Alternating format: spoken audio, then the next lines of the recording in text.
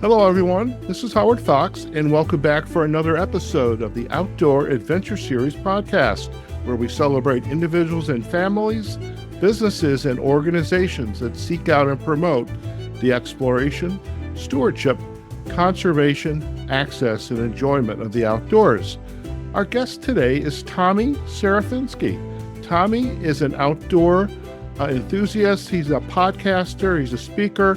He talks and writes about the natural environment, biodiversity, conservation, hunting and fishing, a topic near and dear to our heart here in the west of the United States, rewilding.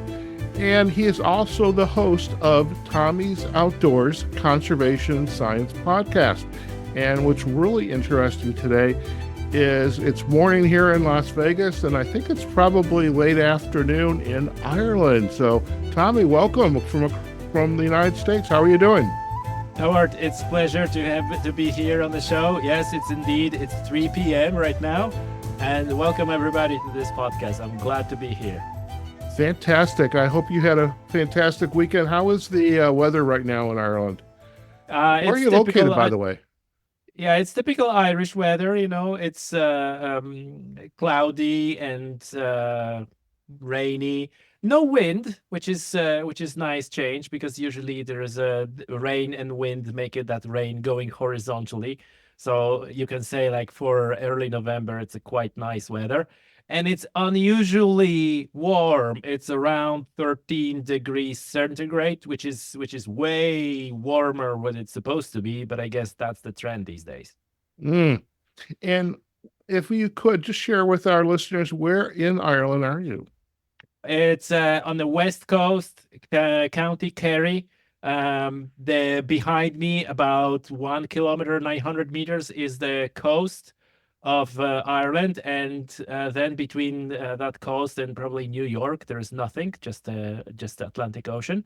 The Dingle Peninsula, and Dingle, I'm sure a lot of folks in the US know Dingle. It's about 30-minute drive from where I am right now. So beautiful area, beautiful coast of Ireland. As you can probably hear by my accent, I'm not Irish. I came to Ireland in 2007. I'm originally from Poland. So for the first 3 years I was here, I wasn't going on holidays anywhere, because I was thinking, like, wow, people are flying over the Atlantic to spend holidays in Dingle, and I'm already here. Why would I go anywhere? I love that. And if I was in Ireland right now, I think I would be exploring the country. I'm curious, what brought you from Poland to Ireland? It was kind of like a coincidence. I was basically looking for a job, and it happened that the company from Ireland had a nice position that they liked me to take. And I look at the area where I am, where I'm supposed to work, and I saw sea and ocean and hills, and I go, like, yeah, I'm there. So I came here because I got a job, like, within the European Union. Mm-hmm. We could just move whatever, but without a doubt, the part of the attraction was the place, County Kerry, which is a rural area. So yeah, that's it. Like two things at the same time. Very good, very good. Now, your interest in the outdoor space and in conservation, stewardship, this topic of rewilding, which I definitely want to chat with you about. How long have you been, say, this outdoor enthusiast and really caring about the environment and the species that are known to be in Europe or Ireland per se? Mm-hmm. Yeah, it's interesting, because I always say that I'm a city boy, born and bred, and outdoors, like, wasn't a thing. We had a summer house in Poland when we were going for like a 4 months in a summer, because it was really not suitable to spend a winter in there. So I liking walking through the woods and maybe take a fishing rod and go to catch some not perch as well, but also a rod and chub and so on, roach, but it really kind of started when I moved here to Ireland, into this beautiful area where I started like looking more into some other things outside of angling, because my background is in angling. I was always say I'm an angler. And I was a little bit of naive because I thought that everybody wants to conserve nature, everyone wants to preserve nature, everyone. And then the more I started to learn about it, the more I started to talk about it, it turns out like, wow, this is not that simple. It is very complex. It is complicated. There's a lot of conflict between people who some people wants this, some people wants that. And yeah, that's really partially how my podcast started, because when I started my podcast, it was sort of like I thought I was just gonna be sitting and talking with my buddies, how we went fishing and whatever. And then from guest to guest, the scientists and scientific institutions started reaching out to me and said like, "Hey, we have this scientific project. Would you like to cover that?" And I sort of got immersed into the scientific side of conservation, but also scientific, not purely like a biological and ecological, but also social and political. Because it is my opinion that ecologically, biology from an ecology standpoint, or biology conservation is fairly easy, in air quotes. What the difficulty is on a social level, it's on the political level. It's when you start talking about the stakeholders, when you start talking about the land use, when you start talking about different interests. Now that is complicated. That is what we need to solve in order to have like a meaningful conservation projects and protect nature and biodiversity in a meaningful way. What was your initial event that you became you face to face with this as an issue? Because there are some folks, and I probably could be on this camp. I want to go out, I want to car camp, I want to look at the stars, take pictures of the Milky Way. If I hear a coyote howling, I'm like, oh, that's great. Or see a hawk or birds flying around. I do notice there's less and less birds every year. What was your first facing of there's an issue here and I'm interested in it and I want to learn more, do more? It's a cool question, and the answer would be a bit surprising. So I think like there was two things. Like first, I was always, as an angler, it always was a question to me like how it is that people are going and like catching fish and those fish are still there. Is there not the risk that they're gonna cut every single fish? But then I kind of like, it was like, oh yeah, there are other organizations who take care of that. So, but I guess that thought of preserving um, wildlife, natural resources, let's call it this way, and thinking about what impact we as humans have on it was always somewhere in there. But like I said, I was a little bit naive, and I thought like at the end of the day, everybody is on the same page. But this moment, this one moment that you're asking, Howard, it might be a little bit surprising, but that was when I started reading about trophy hunting in Africa. Mm. And I kind of discovered the wonderful complexity of that issue. Of, on the one hand, people who are going and kill the animal, on the other hand, how money they provide help preserve the habitat, and then scientists, some portion of scientists doesn't like the idea, and oh, we need to have better ways of providing money for protection, and there are other scientists who's like, well, maybe, but there's nothing. But and I started like discovering this wonderful complexity of it. It is like, it is far from being simple answer to the question. And that was the moment when I got hooked up, and that was the moment where I started applying that lens to other conservation issues, and quickly discovered that you don't have to go to Africa and you don't have to talk about trophy hunting to discover similar complexity and similar conflicts and similar issues everywhere, wherever you look. Like if you talk about conservation of wading birds in Ireland, and predator control, and people who hate predator control, and people who love doing it, and people who hate it but appreciate that this is needed, and it's just such a complex picture. And part of what I do on a podcast is like, my mission is to present all the points of view, present diverse perspectives, because I think this is the starting point where we're going to start that conversation, where in a respectful and friendly way we're going to start having those conversations. And I keep repeating that, but one of the best pieces of feedback I got about my show was one of the gamekeepers, using this term, hunters and farmers. He said, "You make us listen to people we wouldn't listen otherwise." And I was like, man, my week was like, I was happy. I was over the moon for a week, because that is precisely what I want. I want people to listen to each other and have a reflective listening, right? So really listen to what they have to say, rather than, oh yeah, I'm listening to you, Howard, but all I'm thinking is like how wrong you are and what arguments I'm going to throw at you to prove you wrong. I don't want that. I want really people to get into this headspace where they see the other person, other human being, and they listen to what they say, and maybe follow up with more questions rather than blanket denial.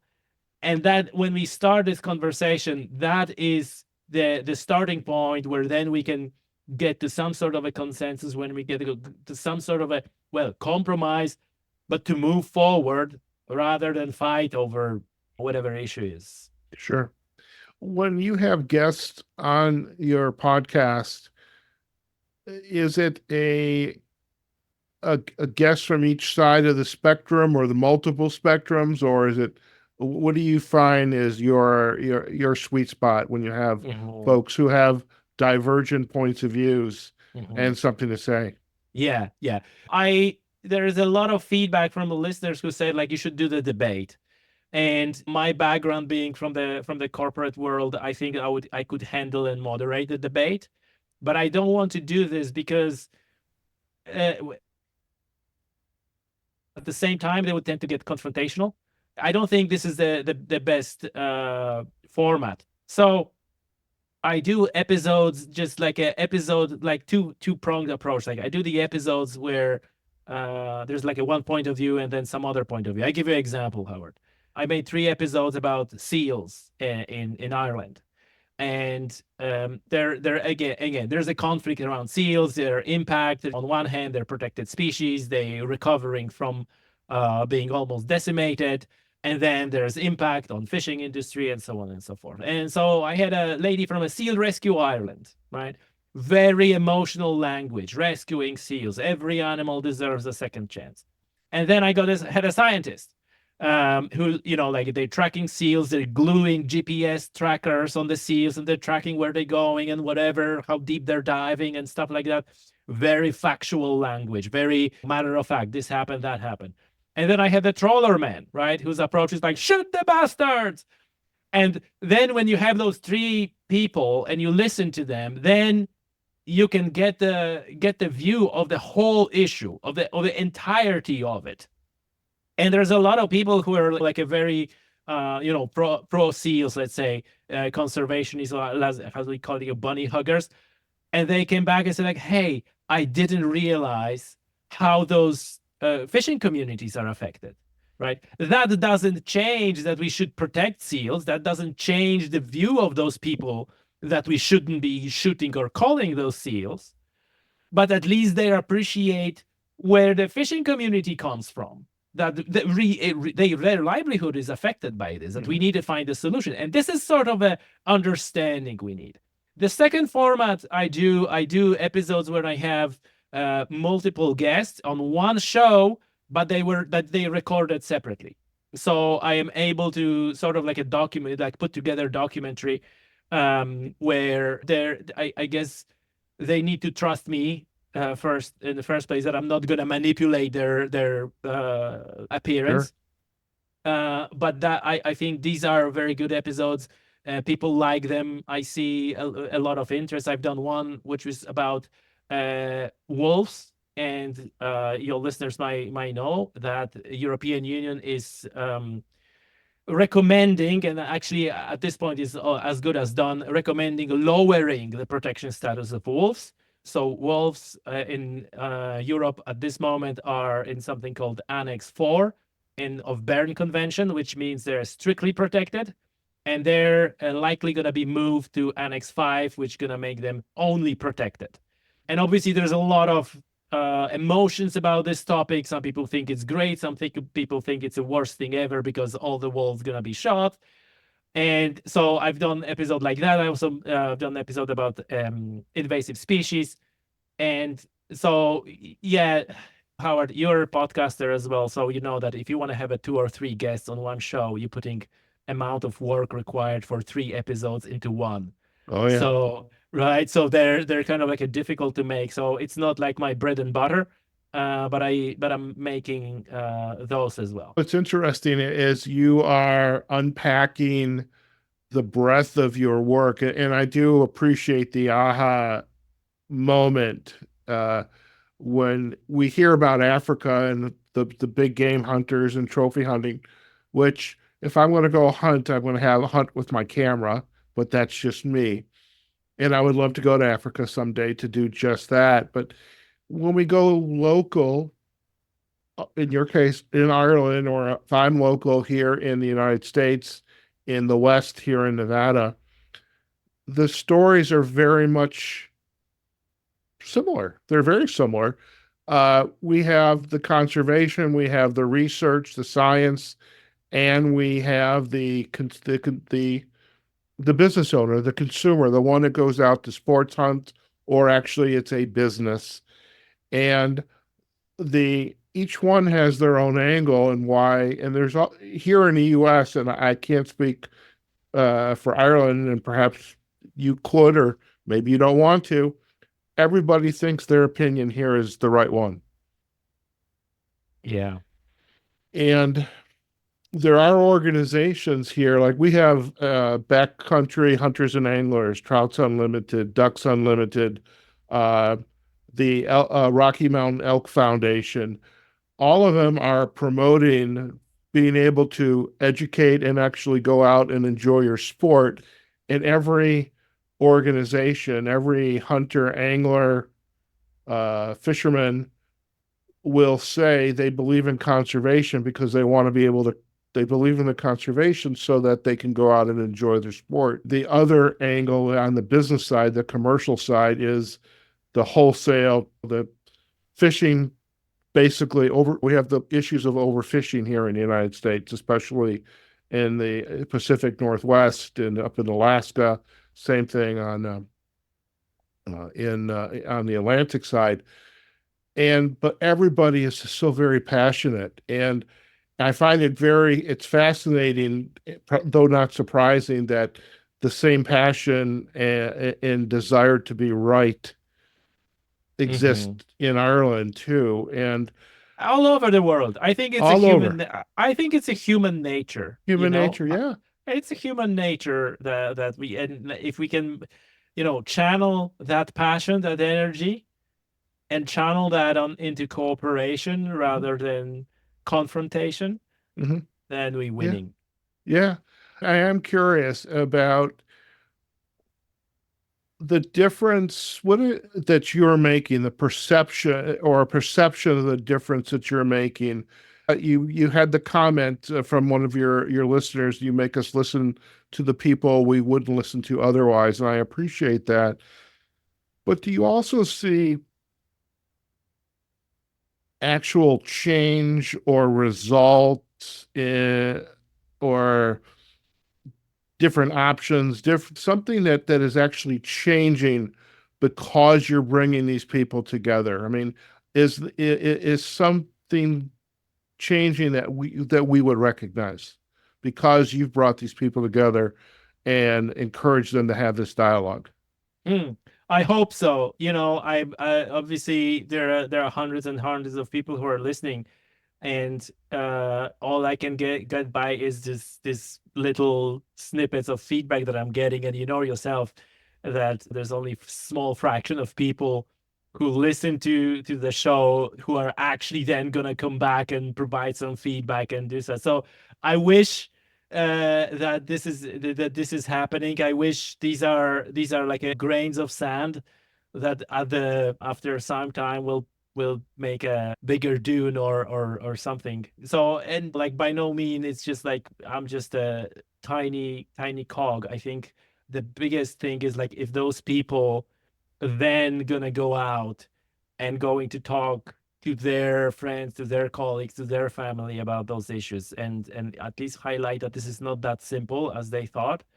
I think this is the biggest power, and like a part of my tagline is that making people empowered for conversation and to foster a dialogue, because that is important. You can have all the best intentions, but if you don't have basic knowledge of maybe a little bit more than basic uh, of those conservation issues, then you might basically don't have an answer of some typical things like, oh, how it is that you kill animal and you say that you love those animals, right? And like if someone is not a hunter, they might don't know like, okay, how am I gonna answer to that, right? Or they might not understand people who are from the other perspective, from the animal rights movement, right? Oh, they're all nutters and nut jobs and whatever. Like, no, these are people who have also their heart is in the right place and they want to do the good thing. And the idea is to harness that somehow and enable them to do good. And if I disagree with certain points of view, going mocking them or laughing at them, this is not the way. This is like I would encourage everybody who's listening to this podcast, if you ever in that situation that you speak with someone who tells you things that you're absolutely disagree and think they're crazy, instead of answering, ask them more questions. Ask them more questions. Just keep asking the questions. Just to figure out like what's going on in their life, what's going on in their mind, why they have such views. And from my experience, 8 out of 10 times you will discover that they have a good reasons to think that way, because maybe they had certain experiences in life, maybe something was going on, maybe like we are just a collection of the experiences that we had, and some people have better, some people had worse experiences, and that impacts how we think, what information we were exposed to. So I like one of the things, like even if something thinks you think it's preposterous, don't just go straight away denying or saying like, no, you're actually wrong because have you read this research? Like you're not going in, like you're not gonna go anywhere, right? It's like, okay, why do you think that way, right? Or where did you learn about it? Or who told you that? And where can I listen to this guy? Or like start a dialogue. This is also kind of like on the human level, just have that connection with the person. If you're like, I had these many conversations like people like, for example, hunters who are giving out about vegans. Oh, because this and that, right? Let's say, and I said like, well, this is surprising because I know a lot of vegans and they're nice people. They're nicest people ever. No, but they're don't want to listen to what I said. So the problem is not with vegans. The problem is with you, because they telling you something and you'll get first things that fall out of your mouth is that they're wrong. Of course, you're not gonna have a conversation. Of course, that thing will go downhill. But that's not with them problem. The problem is with you. So this is what I would encourage people to just like, hey, let's ask more questions. Let's not think like, if we talk and I'm gonna straight away tell you that you're wrong, where that conversation will go? Nowhere good, right? Okay, tell me more, and you might learn something that you didn't expect you're gonna learn. And vice versa. And it's interesting as you're chatting and describing what works in a coaching mentor. We used to say is listen to understand, ask questions. But I think you're correct. If you go in arguing that I'm right and you're wrong, the conversation's going to go nowhere. And we see that today in our dialogue because we're a very polarized country right now, very polarized. And I think even the wildlife, whether it's fish, angling, hunting, it's all very polarized one way or the other. And I think sitting down and having a dialogue, and a well moderated dialogue, so that nobody is, I shouldn't be a part of a conversation where my goal is to cut somebody off at the knees. That doesn't Exactly. work. We should listen to understand, ask questions, be curious. Um, how is the topic of conservation and climate change? What's your perception of it in Ireland now? Well, I should say not so much conservation, but really climate change, because we still Yeah. have, again, in this country, because of our polarization, a lot of climate change denial. And I'm Yeah. curious, what's it like in Ireland right now? I think it's What's the everywhere. perception? I think it's everywhere the same. I think like we are really living in a global society for better or worse. Hmm. So it's there's a portion of people who are extremely concerned. There's a portion of people who are denying straight up. There are a portion of people who the climate is warming, but it's all good. And again, I made an episode, and it was actually solo episode titled "Do You Believe in Climate Change?" So where I was kind of like laying out all the arguments, not so much for or against climate change, but arguments surrounding conversation about climate change. And one other thing that I said, like every now and then I see a person who I know and respect, and they have great credentials as an environmentalist and so on. And they coming up with the statement that you could classify as climate change denial. And the example, again, I think I even made a video for my YouTube channel that one of those people were all of a sudden going like, yeah, I wonder what portion of the warming is caused by humans, right? And the answer was like, people pounce on him. Oh, you're climate change denier. You go to this or that, whatever. Like, right? And I'm just like, oh my god. And my thought was like, I know that person. He's an intelligent, conservation-minded person. If he is asking that question, perhaps he never got the satisfactory answer to that question. And now we are in a situation when he dares to even ask that question, he's just slapped straight away as climate change denier. What it does to him, what it does to his perception. So my point is like, well, just respectfully explain things. Yes, it might be disappointing. Yes, you might be expecting that they already know the answer. Yes, maybe they already heard the answer, but clearly that answer wasn't satisfactory. Sometimes you need to repeat something 6, 12 times before it sinks in. So, yeah, okay, I understand your concerns. Can you tell me why do you think that proportion is not huge, right? Where did you get the data? And like, and start this conversation. Of course, like I got to caveat that there are trolls out there. There are people who are just asking questions just for a kicks, right? Oh yeah. And we need to understand that we need to have our antenna up. But in a lot of cases, especially when you talk with people who you know, and I'm guilty of that myself. I'm guilty of that myself. That there were people who I know, and they send me a video or whatever of coal miner turned senator saying that, oh, everything is great, right? And I just dismissed them. And then I thought like that was wrong. I shouldn't react that way. I should kind of like ease them into, like, do you know who that person is? Right? Hmm. Do you know, like, you know what I mean? So and so I don't want to come across as I'm preaching here because I made those mistakes myself. And I understand that sometimes it's just in your gut is like, oh my god, no, we should, like, it's a little bit like conversation about rewilding, right? We were at the point like, oh, you want to turn back time, right? And now we like 20 years forward, you would expect that conversation moved on, but some people still have those. For some people, that conversation still didn't move on. And like with climate change, there are still people who are gonna come out. It's like, yeah, more carbon dioxide is good for plants, right? Don't dismiss it. And here's important. Here's an interesting point. If you cannot explain in a satisfactory way why that would be incorrect statement, then that's you who needs to educate yourself, right?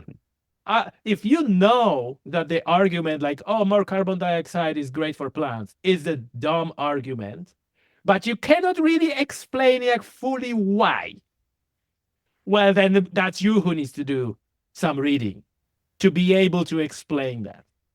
You're spot on. We all need to be informed. We need to I think we need to be careful of our sources of information where we get it. We can't get it in a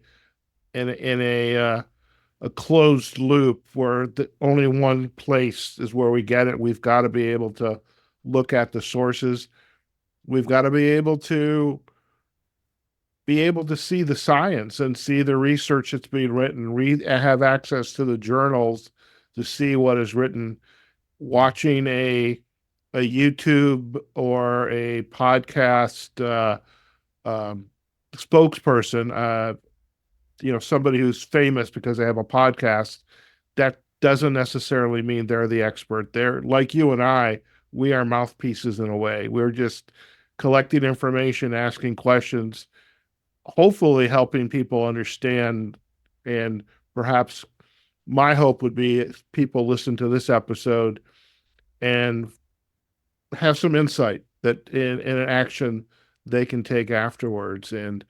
But again, here in the United States, we have talking heads, and it's very much a closed loop conversation. It's the same people regurgitating the same things. And I don't know if I'm happy or sad. It's that it's the same way around the world, whether it's in Ireland or. Yeah, and I always say, like, when you have an information, try to verify that information. Right. Just try at least 3 to 5 sources, whether and you sometimes you notice that when you see you have a opinion piece or some piece in a paper or on a website, and you find others, they're using exact same words, the exact same phrases. They're copied from one another. So okay, right. So that doesn't count as 5 independent. Try to. And I understand that reading scientific papers can be very mundane, and it's really hard and not accessible really to a lot of people, not because they're not able to do that mentally, but because of time and because of it just takes a lot of effort. But if you listen to or read kind of like a compacted version, like a popular version of scientific papers, that also can give you a good view. And another thing about science is that I'd like people to understand that science is not like some ultimate truth.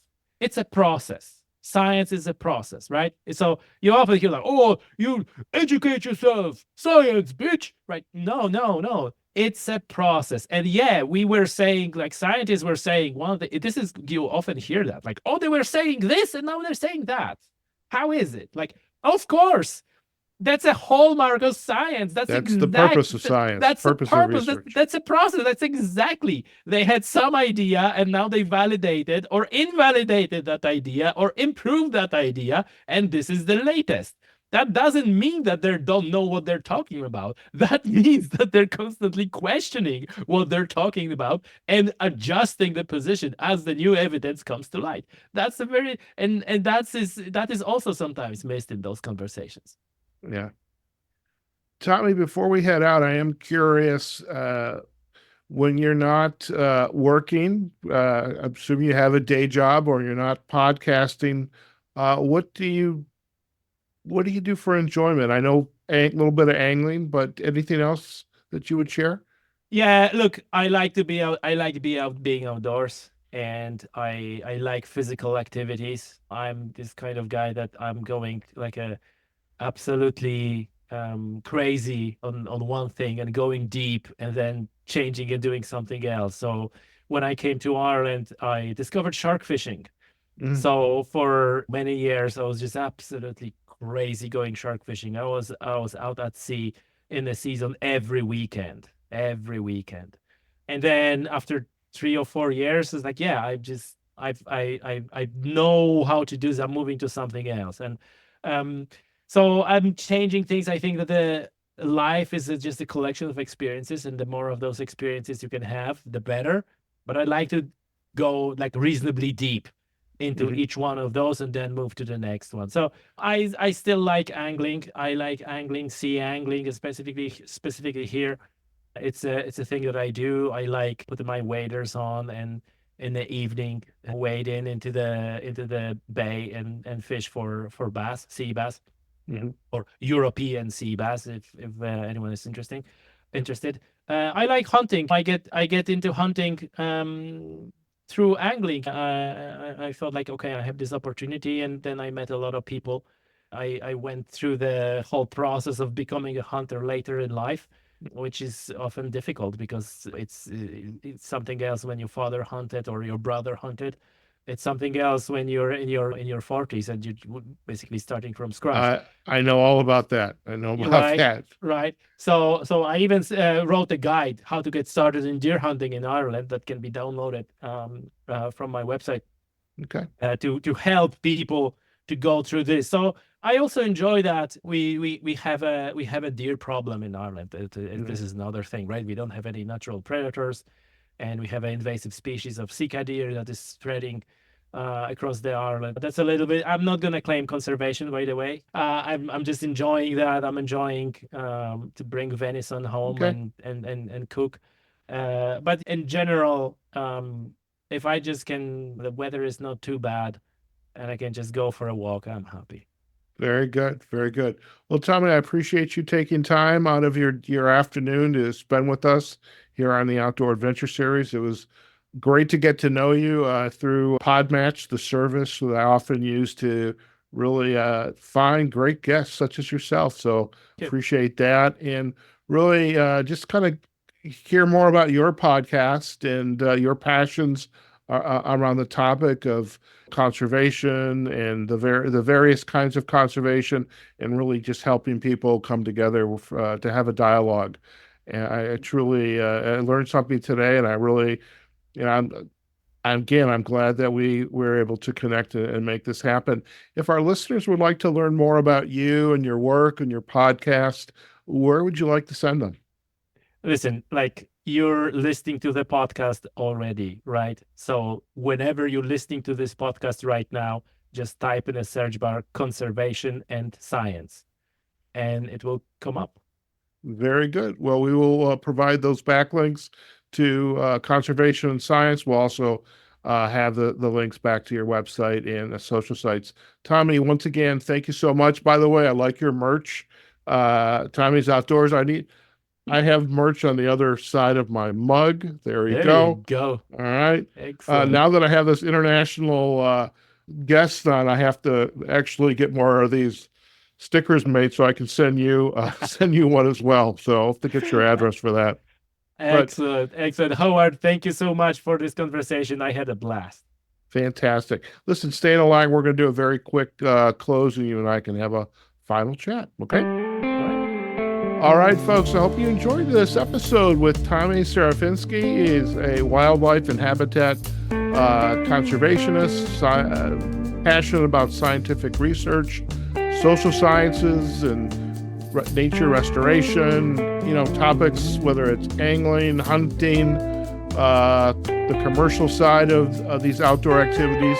We talked a little bit about the rewilding, which it's going on in Ireland. It's going on here in the U.S. with our wolf population, but definitely lots of topics. So if you are interested in conservation, whether it's in hunting, in the research and the science, the commercial aspects of it, it's a great episode to whet your appetite. And you definitely have to go out and listen to his website on conservation and science. And again, we're going to provide you that opportunity. Just go any podcast platform, just search for conservation and science. We'll also have backlinks to his website and his social sites.